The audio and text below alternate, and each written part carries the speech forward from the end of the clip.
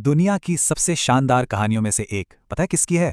हमारे भारत की। हाँ, भूगोल के लिहाज से भारत का बनना किसी महाकाव्य से कम नहीं है। ये सिर्फ एक देश नहीं, बल्कि करोड़ों सालों की उथल-पुथल और कुदरत के करिश्मों का एक जीता जागता सबूत है। ये सवाल सुनने में थोड़ा अजीब लगेगा, है ना? पर सच तो यही है। आज हम जिस भारत को जानते हैं, वो हमेशा से एशिया का हिस्सा नहीं था। अरे, इसकी तो एक बिल्कुल अलग पहचान थी, एक अलग ही सफर था। कभी सोचा है हिमालय इतने ऊंचे क्यों हैं, या दक्कन का पठार इतना विशाल कैसे बना? ये सब बस यूं ही नहीं बन गए। यहाँ की हर चट्टान, हर नदी धरती के एक जबरदस्त और अविश्वसनीय सफर की गवाही देती है।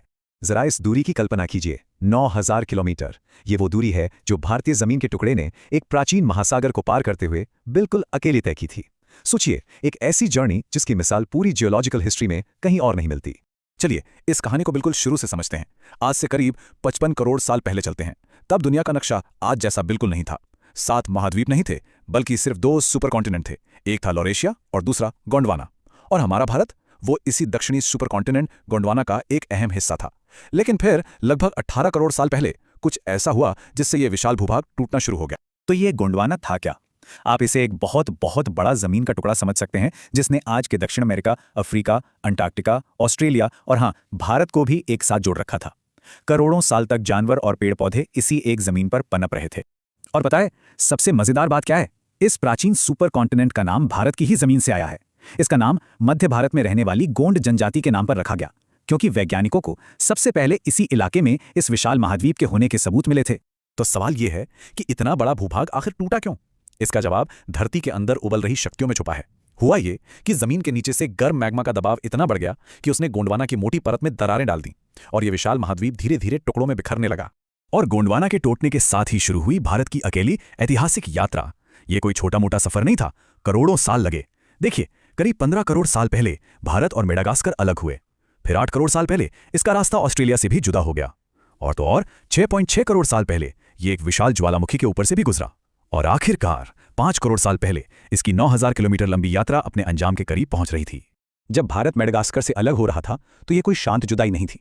जमीन के नीचे से भयंकर लावा बाहर निकला, और यही लावा जब परत दर परत ठंडा होकर जमा, तो उसने पश्चिमी घाट के खूबसूरत और हरे भरे पहाड़ों को जन्म दिया। और आज करोड़ों साल बाद भी यही पश्चिमी घाट एक दीवार की तरह खड़े हैं।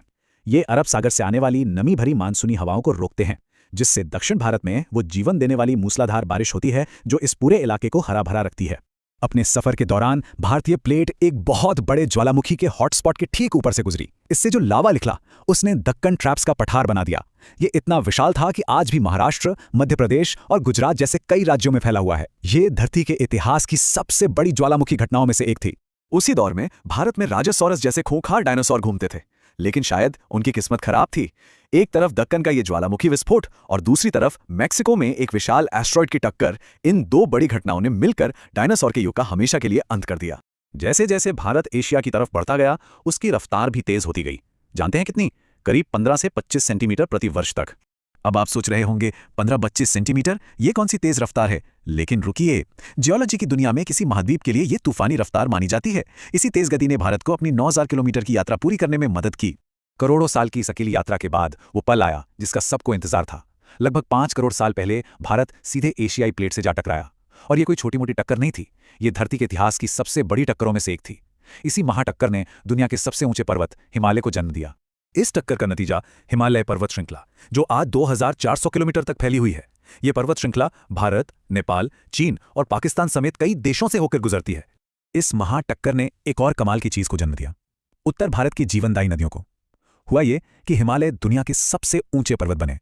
फिर हर साल की बर्फबारी ने वहां विशाल ग्लेशियर बना दिए, और जब गर्मियों में ये ग्लेशियर पिघलने लगे तो इनके पानी से गंगा, सिंधु और ब्रह्मपुत्रा जैसी महान नदियों का जन्म हुआ।